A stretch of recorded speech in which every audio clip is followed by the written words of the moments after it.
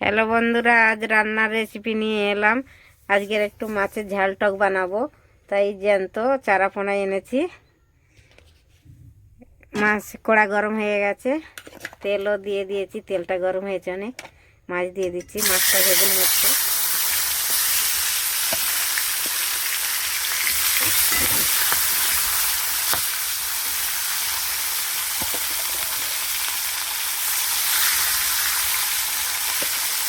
জ্যান্ত জ্যান্ত মাছ, ছোটো ছোটো, বেশি বড় না। ঝাল টক বানাবো আজকেরা। তাই কচু কেটেছি, ছোট কচু আরবি বলে একে, তো আমরা কচু বলি। আর একটা বেগুন দিয়েছি, একটা আলু দিয়েছি, তাই দিয়ে ঝালটা হবে।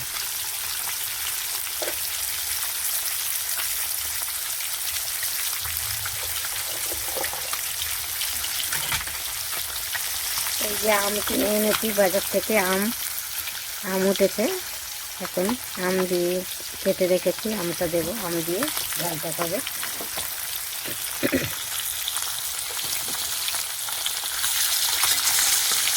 মাছটা ভালো করে ভাজা হয়ে গেছে, 2 পিস। এবার তুলে নিচ্ছি, তুলে নিয়েছি। এবার দেবো একটু পাঁচ ফোড়ন দিচ্ছি।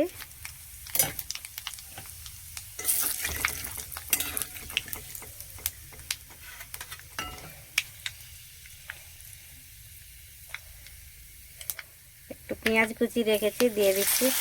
একটু টকে একটু পেঁয়াজ দিই, ভালো লাগে। কেউ দেয় কেউ দেয় না, আমরা একটু দিই।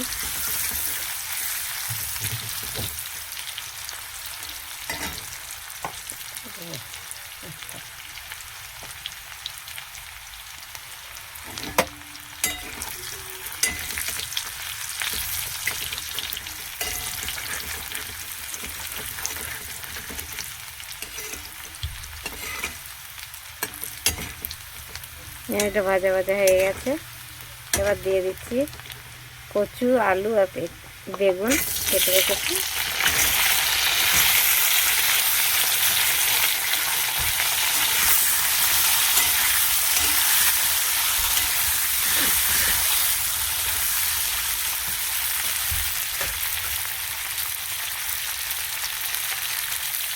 হলদি,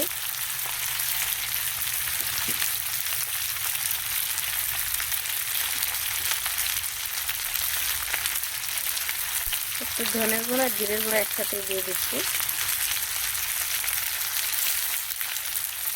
অল্প একটু লঙ্কার গুঁড়ো।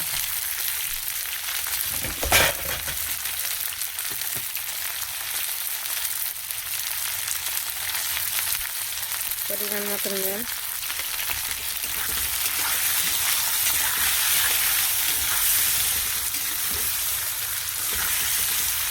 এটাকে ঢেকে দেবো একটু।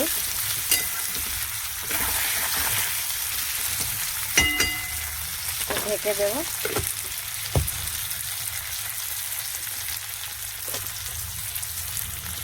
ঢেকে দিচ্ছি। সবজিগুলো সিদ্ধ হয়েছে, ওটা সিদ্ধ হয়ে গেছে। এবার জল দিয়ে দিচ্ছি, একটু ভালো করে ভেজে নিয়েছি।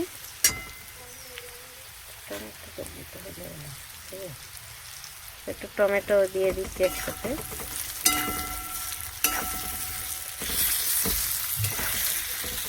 আমটা দেবো পরে, একটু সিদ্ধ হয়ে গেলে।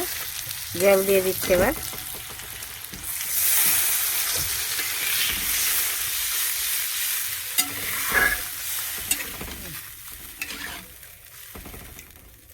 জল দিয়ে দিচ্ছি, এবার ঢেকে দেব।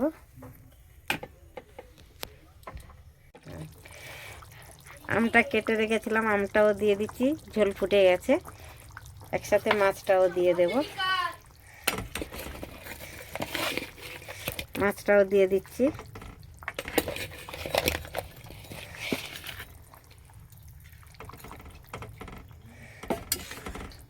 মাছটাও দিয়ে দিয়েছি।